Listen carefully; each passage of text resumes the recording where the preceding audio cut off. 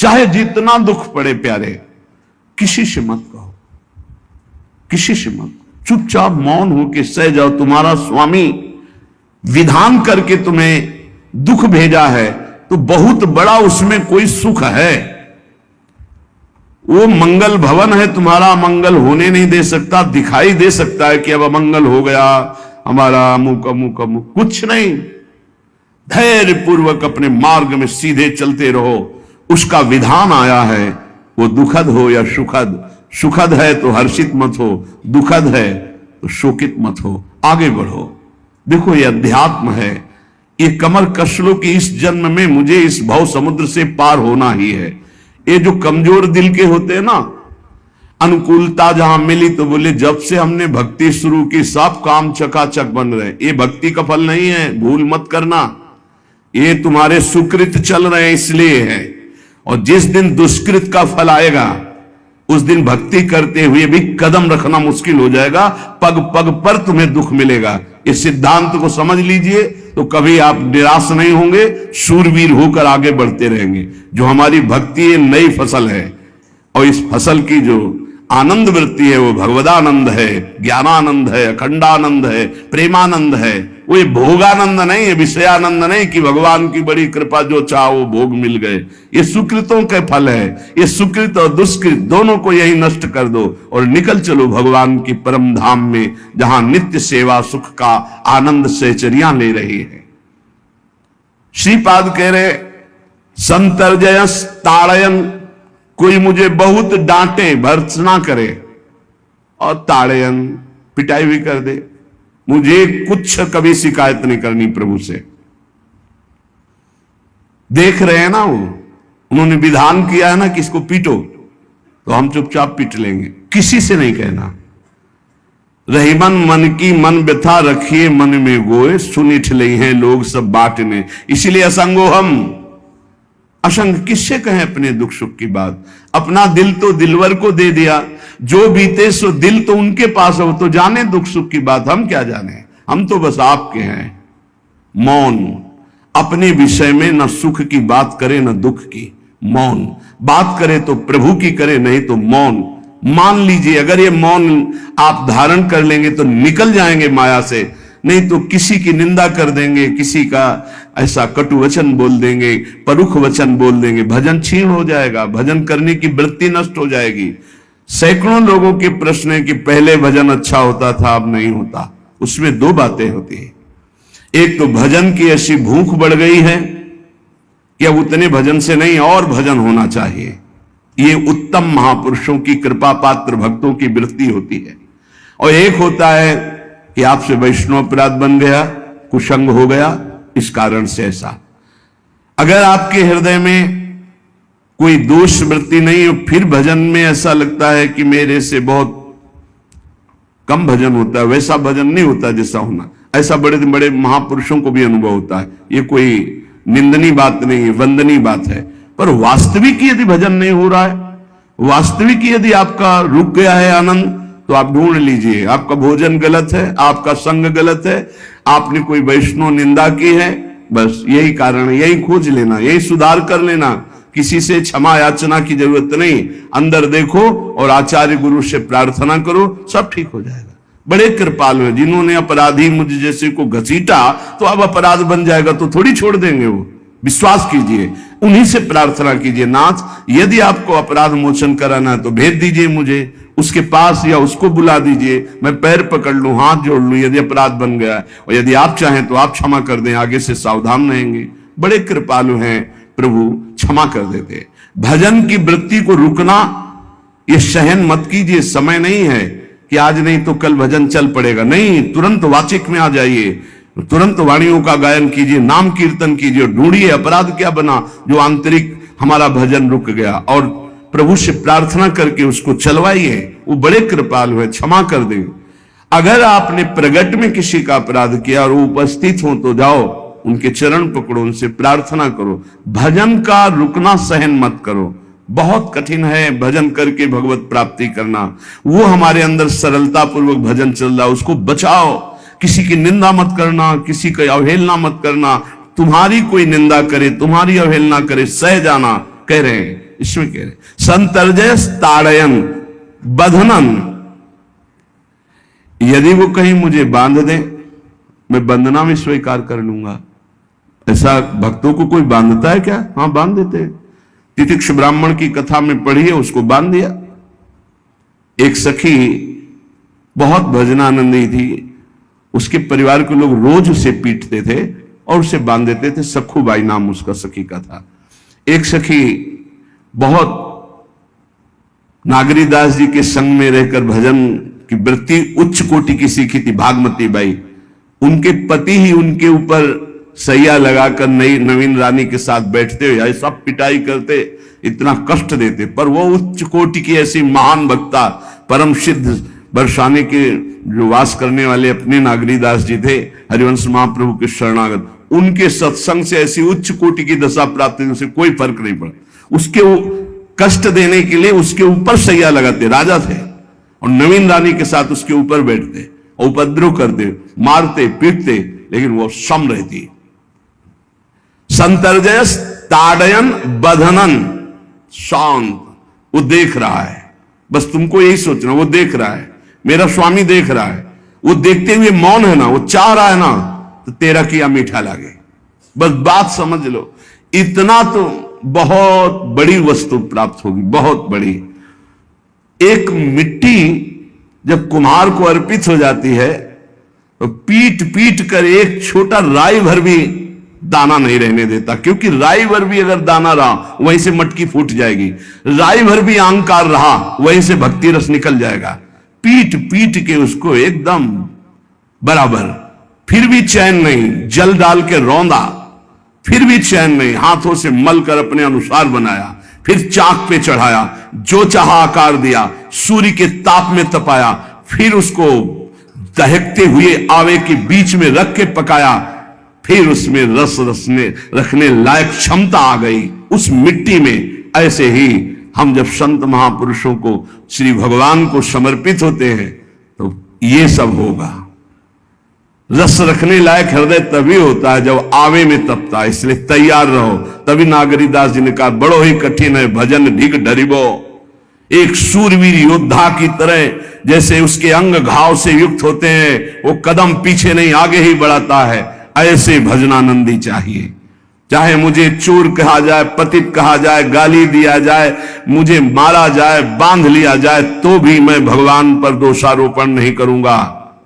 मैं यही निश्चय करूंगा, प्रभु मेरे देख रहे हैं, जोई जोई प्यारो करे, सोई मोई भावे, उनका विधान परम मंगलमय है। अंतः क्लेश मतीव दुस्सह तरम प्राप्नोति नाना विधि।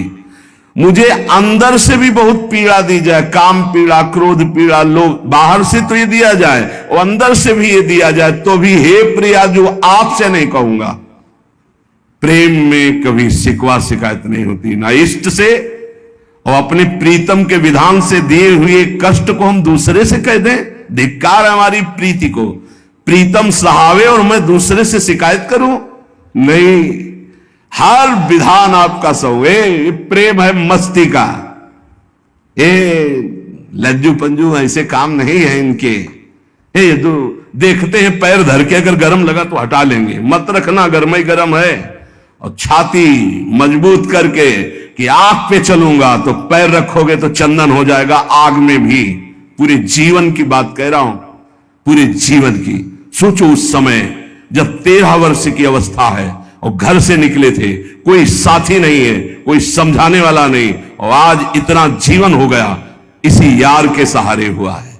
इसी यार, ना 1 रुपया कभी था, न रहा है और न रहेगा। प्रेमानंद का 1 रुपया नहीं है, प्रेमानंद की एक वस्तु नहीं, ना रहा ना रहेगा।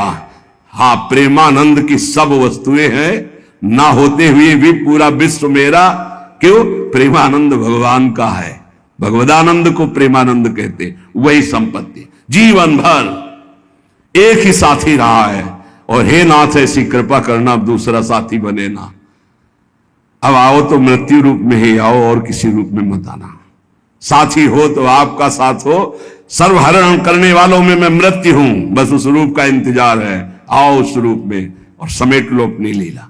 बस कभी किसी से शिकायत कभी कभी किसी ने कैसे हो, आनंद है।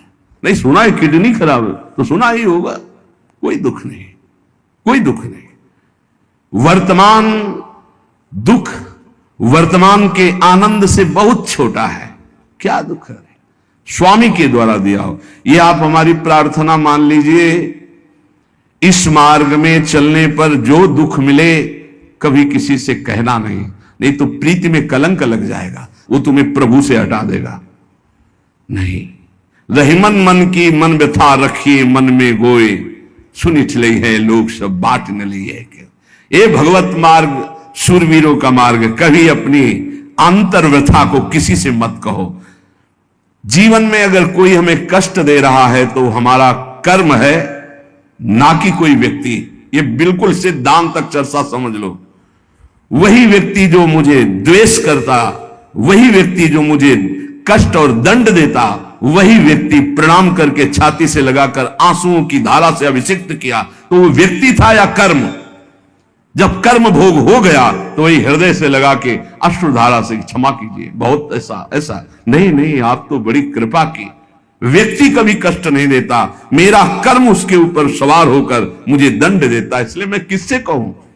अपनी जबान से दांत कट जाए तो किससे कहूं? ये जो दांत, इससे जबान हमारी पीड़ा को किससे कहूं? अब अपने हाथ से चोट लग जाए किसको कहूं? ऐसे सब आत्मस्वरूप हैं, हमारा कर्म ही उनके ऊपर सवार होकर हमें दंड दे रहा है। इसलिए भाई, श्रीपाद का सिद्धांत जो कह रहे कि अगर भगवत प्रेम प्राप्त करना है तो मुंह बंद। 22 बाजार में कोड़े मारे गए, एक बार भी श्री कृष्ण से नहीं कहा। पूज्य भाई जी महाराज का जीवन कष्ट कष्टमय है, कभी श्री कृष्ण से नहीं। बाबा नहीं सह पाए, बाबा ने श्री कृष्ण से कहा, श्री कृष्ण चंद्रजू से, ये क्या है, इतना कष्ट क्यों दे रहे हो उनके शरीर को? तो मुस्कुरा दिए, बोले मैं नहीं दे रहा हूं, ये तुम्हारे कर्म का फल भाई जी भोग रहे हैं। ऐसा? बोले हां। सीधे अस्पताल गए, भाई जी से कहा, ये आप हमारा प्रारब्ध क्यों भोग रहे हैं? तो कहा, आज ये कौन सा खेल रच रहे हो बाबा, क्या बात कर रहे हो? जीव का अपना कर्म भोगना होता है, किसी और का निजीकृत कर्म भोग? तो उनका आप हमको बहका नहीं सकते, हमें परम तत्व से पता चला है कि आप हमारे कर्म। तो हंस दिए भाई जी और बोले, देखो हमें कोई फर्क नहीं पड़ता, आपको फर्क पड़ जाता। आप चढ़ो, जिस साधना की चढ़ाई पर चढ़ रहे हो चढ़ो, मंगलमय श्री कृष्ण तुम्हारी यात्रा को पूर्ण करें। हम तो अस्पताल में पड़े पड़े प्रिया प्रीतम के साथ खेल रहे हैं, कोई फर्क नहीं पड़ रहा। ये बड़े महापुरुषों ने अपने कष्ट की तो बात जाने दो, दूसरों के कष्टों को लेकर भोगाए। हम जरा सा कष्ट आ जाए तो बोले हमारी अंदर श्रद्धा थी अब खत्म हो रही क्योंकि कष्ट आने लगा। उसमें भगवान का क्या दोष है?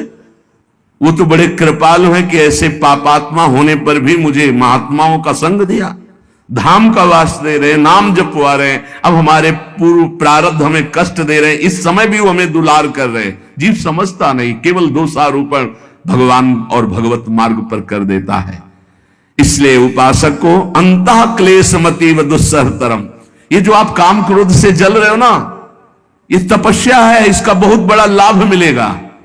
और अगर भोग रहे हो ना, गिर रहे हो, पतित हो रहे हो, तो वो सुख नहीं, वो शांति नहीं, वो विश्राम नहीं। और एक बात ध्यान रखना, इस शब्द को याद रखना, ऐसे रहने पर भी हमारे द्वारा जो भी वो हमारे स्वामी ऐसे लेते हैं, जन अवगुण प्रभु मान न काऊ, दीन बंधु अति मृदुल स्वभाव।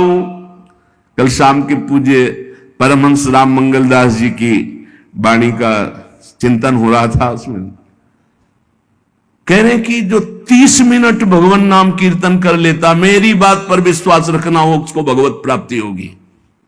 24 घंटे में 30 मिनट नाम कीर्तन कर लेता है और अन्य समय विस्मरण रखता है, तो 30 मिनट का नाम कीर्तन उसे भगवत प्राप्ति करा देगा। तुम्हें जो पाठ प्रिय हो, 30 मिनट पाठ कर लोगे, भगवत प्राप्ति हो जाए, कर लो।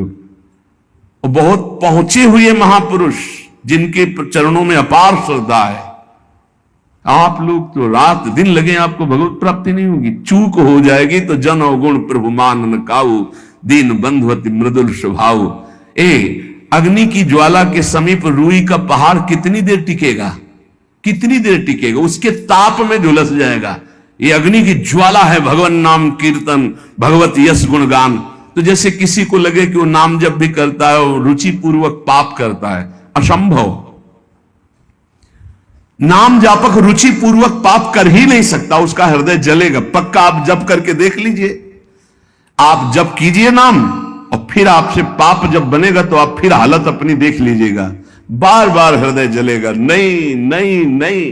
तो एक दिन वो नहीं सिद्ध हो जाएगा और आप निर्विकार हो जाएंगे। इसलिए अंतः क्लेश, अगर बुद्धि मति अति अंदर क्लेश आ रहा है, कभी काम आ रहा है, कभी क्रोध आ रहा है, कभी लोभ आ रहा है, कभी मोह आ रहा है, ये आता रहेगा जब तक भगवत साक्षात्कार नहीं होगा। ऐसा मत समझो कि 2-4 महीने जब करेंगे तो हम सिद्ध हो जाएंगे, ये आता रहेगा। ये बहुत भागवतिक शक्ति से संपन्न है विकार, कोई साधारण नहीं है कि तुम माला जपोगे वो नहीं आएगा, माला जपते समय ही आएगा वो। ये भागवतिक शक्ति से संपन्न, काम क्रोध लोभ मोह तब त्रिभुवन को परास्त कर रहे हैं।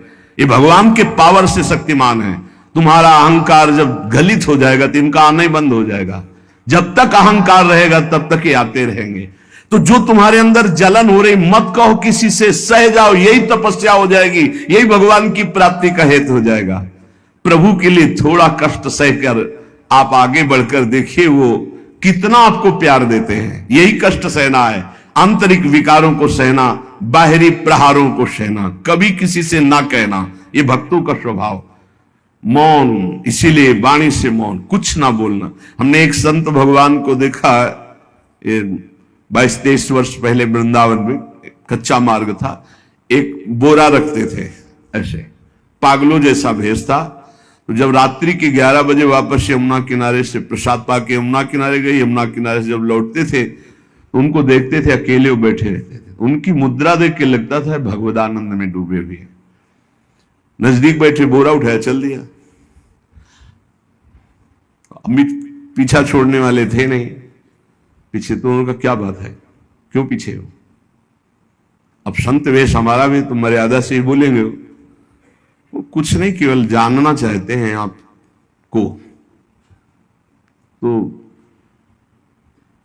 कालीदय की इधर एक तमाल का पेड़, जो श्वेत रंग का एक वृक्ष है, उसका मुझे नाम नहीं याद आ रहा, गुलर जैसा, और वो तमाल में लिपटा हो, अब भी है, दाहिनी तरफ है। ये जो खाली जगह पड़ी ऊंची, जो अपने दाहिनी तरफ बर्फ फैक्ट्री के आगे जाते हैं, उसी के नीचे बैठ गए। तो हमने पूछा, आपकी स्थिति देखकर मुझे लगता है आप हर समय भगवदानंद में डूबे रहते हैं। बोले जब लगता है तो प्रश्न क्यों करते हो? हमको आपकी वेशभूषा देखकर। तो बोले जगत से बचने के लिए ये वेशभूषा है। एक बोरा ऐसे जैसे कोई बीनने वाले होते हैं, कबाड़ बीनने वाले, ऐसे बोरा ऐसे रखे थे, एक गमछा लगाए हुए थे, पूरा शरीर खुला, कोई साधु का वेश नहीं, कोई चिन्ह नहीं, और उनकी स्थिति भगवदानंद में थी। उनका ये किसके उपदेश, किस मार्ग के उपदेश, किस इष्ट की आराधना से आपको ऐसी स्थिति प्राप्त हुई? बोले प्रथम पूज्य श्री स्वामी राम सुखदास जी महाराज का सत्संग हुआ, इष्ट देव श्री कृष्ण, इष्ट ग्रंथ गीता, उसी की कृपा से मुझे ऐसा, मैं भारत के हर तीर्थों में वास करता हूं, भ्रमण करता हूं, असंग रहता हूं, और यही वेशभूषा रहती है बड़ा अंदर से। तो भोजन प्रारब्धवशात जो सामने आ जाता है उसे पा लेता हूं, नहीं आता भूखा रहता हूं। तो कहा अगर हम मधुकरी ले आवे कभी आप जिससे तो पालेंगे, बोले दे देंगे तो पालेंगे। दूसरे दिन मधुकरी लेकर तो रोज हमारी उनके चरणों में श्रद्धा, क्योंकि उनका रहना और चिंतन दोनों, रहनी और चिंतन बड़ी प्रशंसनीय, जो वीतराग परमहंसों के अक्षर सा वैसे, कुछ पास नहीं, केवल बोरा, वो नाटक के लिए बोरा कि कोई समझे कबाड़ बिनने वाला, और एक गमछा ऐसे रंग बिरंगा, बस कुछ नहीं, कोई भागवतिक चिन्ह नहीं। एक दिन देखा वो बड़े मक्खियां भिन भिना रही, तो नजदीक गए, क्या होगा? चुप जाओ, इनका बोलिए ना। बोले वमन और शौच दोनों हो रही है, शरीर बिगड़ गया है, तो हमका औषधि के लिए हम व्यवस्था, बोले इसलिए कह रहा हूं आप बच जाइए। तो हमका हमें बता तो दीजिए क्यों नहीं। तो बोले आया हुआ प्रारब्ध है, इसको हंस के भोगना है। ऐसे कोने में साइड में ऐसे पेड़ के किनारे पड़े 2-4 10 दिन जो भी व्यवस्था उनकी बनी, फिर वो हमको दर्शन नहीं मिले, अन्य तीर्थों में चले गए होंगे। ऐसा महापुरुष, क्या हम अपने शरीर को इतना प्यार करें कि भगवान से श्रद्धा हो जाए, भक्ति मार्ग में हम लड़खड़ा जाए, फिर सत्संगी किस बात का। ये पक्का समझ लीजिए, ये जो भगवत मार्ग है ये शूरवीरता का मार्ग है, सहन करने का मार्ग है। जितने भी महापुरुषों के चरित्र हैं आप पढ़ करके देख लीजिए, भगवान के चरित्र से भी ज्यादा लाभ भक्त चरित्र सुनने से इसलिए होता है कि हमको लगता है कि हमारे जैसा जन्म लेकर इतना कष्ट सहकर इस ऊंचाई पर पहुंचे। ये बड़ी बात है कि वो जीवत्व से हमारी तरह पैदा होकर ईश्वत्व को जाता है, इसलिए भक्त चरित्र में विशेष बल हमको प्राप्त होता है। क्या क्या कष्ट सहते, और आप खुद देख लीजिए, आपको जितना कष्ट है उससे बड़ा सुख है कि नहीं, अंदर देख लीजिएगा तो इसी से अनुमान लगा लीजिए। जितना बड़ा कष्ट उससे कई गुना बड़ा सुख भगवान देते हैं, तभी वो उनका यश गाते रहते हैं। ऐसे थोड़ी होता है कि हमारे भगवान का हम भजन करते, हमारे साथ न्याय नहीं हुआ। न्याय तो सही बात नहीं हुआ, नहीं तो तुम्हारी दुर्गति हो जाती। सही बात में उन्होंने न्याय नहीं किया, पक्षपात किया है तुम्हारा। अगर वो सही न्याय करते तो ईमानदारी से कहते हैं, केवल नरक के कीड़ा ही बनना पड़ता और कुछ नहीं है। खूब देख लो, डबल चेहरा होता है, एक सामने का चेहरा देख रहे हो और एक एकांत का चेहरा होता है, डबल चेहरा होता है। और भगवान डबल रखो चाहे तिबल, सब देखते हैं। सब हम बैठे हुए देख लो ईमानदारी से वृंदावन की भूमि में, एक चेहरा है जय श्री राधे, और एक चेहरा है जो राक्षस है अंदर बैठा। देख लो, अंदर देख लो, बिल्कुल इस समय सीसी कैमरे में हो, अंदर देख लो, एक राक्षस बैठा है। और उस राक्षस ने जो जो करवाया, आप लिखो रजिस्टर में, तुम्हें याद है जितना, और इसके बाद आप न्यायाधीश बनो, फिर आपकी क्या दुर्गति होती उसका। इससे ऐसे होता है, हे प्रभु तभी त्राहिमाम मचता है, तब उनकी कृपा नजर आती है कि बोले भगवान ने न्याय नहीं किया। हम कहते हैं सच्ची बात तुम कह रहे हो प्यारे, न्याय नहीं किया इसीलिए बचे हुए हो। अगर वो न्याय कर देता, पक्षपात न लेता तुम्हारा, तब तुम्हारे होश उड़ते, चाहे जो कोई हो, अपना रजिस्टर जांच के देख लो। इसलिए कहते हैं कि सबकी जीवनी शुक्ल पक्ष की लिखी जाती है, कृष्ण पक्ष की तो केवल उसी की छाती जानती है, दूसरा नहीं। हृदय में जितने विकार, हृदय में जितना अंधकार, हृदय में जितना कूड़ा करकट, वो तो हम जानते हैं कि हमारी स्वामिनी की कृपा ने कितना निर्मल किया है। तब उनकी स्वामिनी जू मुझ जैसे अपराधी के अपराधों का विस्मरण करके आप ऐसी कृपा, तो आपको लगता है कि संतों की एक दैन्य भाषा होती है। नहीं, ईमानदारी से संत कभी झूठ नहीं बोलते।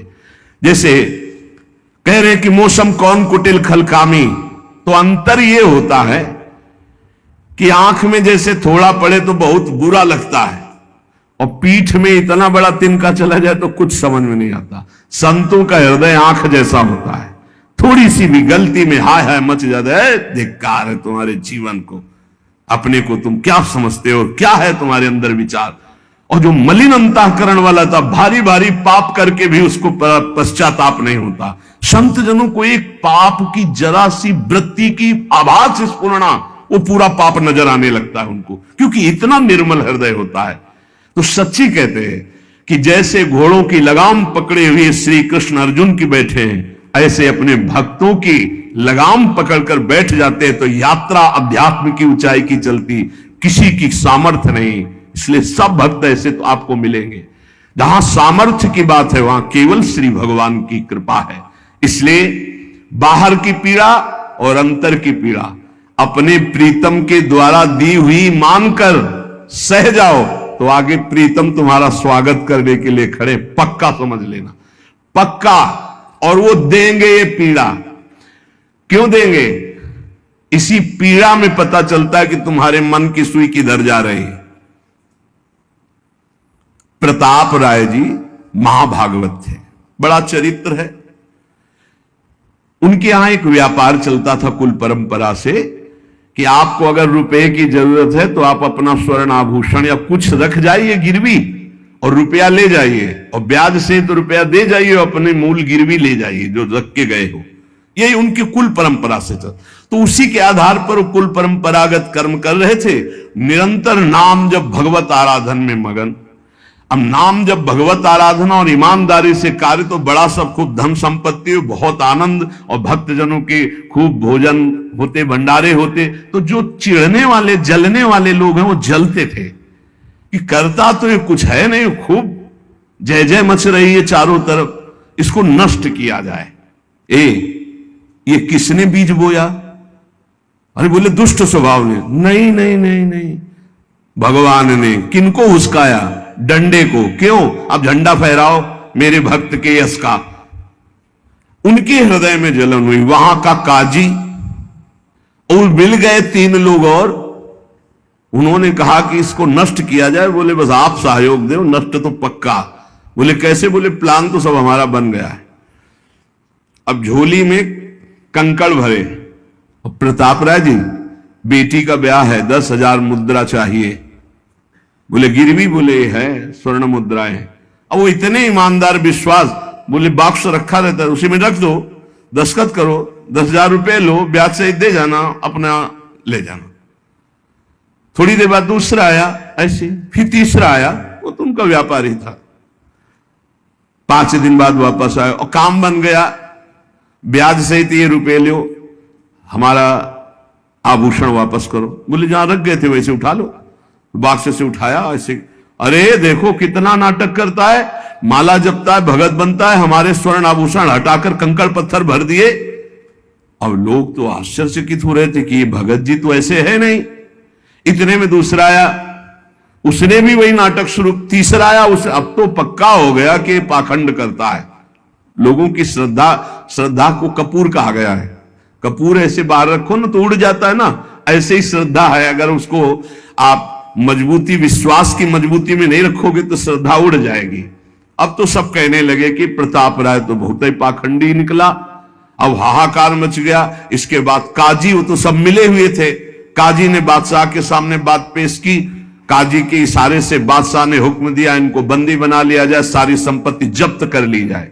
अब राज सैनिक बंदी बना ले प्रताप राय जी को, सारी संपत्ति जब्त होने लगी। तो उन्होंने अपनी पत्नी से इशारे से कहा ठाकुर जी लो और भाग जाओ अपने मायके, ठाकुर जी को बचाओ। ऐसी स्थिति में याद क्या है? ठाकुर जी को बचाओ, उनका भोग राग चलता रहेगा, हम तो जेल में कष्ट भोग लेंगे। ऐसा ही हुआ। वो पीछे की खिड़की से अपने ठाकुर जी को लेके सब तहस नहस हो गया। म्लेच्छ सेना साहब नष्ट भ्रष्ट कर दिया, बंदी बनाया, उनको ले गए, जेल में डाल दिया।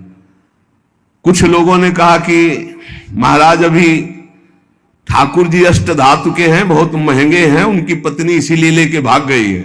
मायके से पत्नी को भी बंदी बना, ठाकुर जी को भी संपत्ति के रूप में जब्त किया, और जहां संपत्ति थी वहां गोदाम में ठाकुर जी को ऐसे जिससे संपत्ति डाल दी वैसे डाल दी। जब पत्नी नजदीक हथकड़ी बेड़ियों के सहित, और वो तब एकांत जब हुए तो उनका प्रभु आज तक मैंने कभी आपसे मांगा नहीं और कोई शिकायत नहीं की, बस एक कष्ट है इस समय कि आपको गोदाम में डाल दिया गया है। हम प्राणों से अधिक आपको प्यार करते हैं और आपको भोग नहीं लगेगा, आपकी सेवा नहीं होगी, ये हम बर्दाश्त नहीं करेंगे। प्रभु कुछ उपाय करो जिससे आपकी सेवा, अगर हमें ये पता भी चल जाएगा कि आपको भोग लग रहा है तो आजीवन हम पति पत्नी को जेल में रखो, मुझे कोई कष्ट नहीं। प्रभु ये सब कुछ हुआ, मुझे कोई कष्ट नहीं, आपको भोग नहीं लगेगा, इस बात से मैं जीवित नहीं रह पाऊंगा। भगवान देर थोड़ी लगी युगल सरकार गलबैया दिए हुए, इस स्थिति में भी तुम्हें मेरी चिंता है? तुम्हें अपने अपमान की, अपनी संपत्ति जब्त की, अपने जेल की दुख की कोई चिंता नहीं, मेरी चिंता है। वही साक्षात्कार हुआ। अब तत्काल, अब वो तो चाबी बदलने वाले हैं ना, ज्ञानी मूढ़ न कोय, जस जय का रघुपत करे तस ताही क्षण होए, बोले भियस महेश तब ज्ञानी मूढ़ न कोय। उस वहां का जमींदार जो था उसने कहा ऐसा हो ही नहीं सकता, यह सब गलत है, पाखंड रचा गया है प्रताप राय जी के प्रति। बादशाह के सामने विरोध प्रकट कर दिया। नहीं, सही जानकारी जांच हो। बादशाह ने उन तीनों को बुलाया और कहा फांसी पे चढ़ा देंगे यदि सही नहीं बोलोगे। सही सही बोल दिया कि उसमें हम सोना तो रखे ही नहीं था, कंकड़ रखे थे। काजी की ये सब बात थी। काजी को दंड दिया गया, तीनों को बंदी बना लिया गया। प्रताप राय जी को पूरा नुकसान सहित सब अर्थ दिया गया और बड़ा सम्मान किया गया। फिर जीवन, ये घटनाएं भक्तों के जीवन में आती है किस लिए? भगवत साक्षात्कार कराने। भगवत साक्षात्कार जेल में प्रताप राय और उनकी पत्नी को हुआ। इसलिए उपासक को कितनी भी परिस्थिति कष्ट के आवे, वो तुम्हारे आनंद का वर्धन करने वाले बनेगी, विश्वास रख लीजिए। बस किसी से सहयोग मत मांगना और किसी को अपनी बात मत कहना। प्रताप राय जी ने किसी से भी नहीं कहा, कुछ भी नहीं बोले, केवल प्रभु से कहा कि आपकी सेवा अगर हमको कान में सुनने को मिल जाएगी कि आपका भोग लग रहा है तो मुझे कोई कष्ट नहीं होगा, लेकिन ये मैं नहीं सह पाऊंगा कि आप गोदाम में से, क्योंकि मैं जीवन भर आपको दुलार करता रहा हूं प्रभु। अब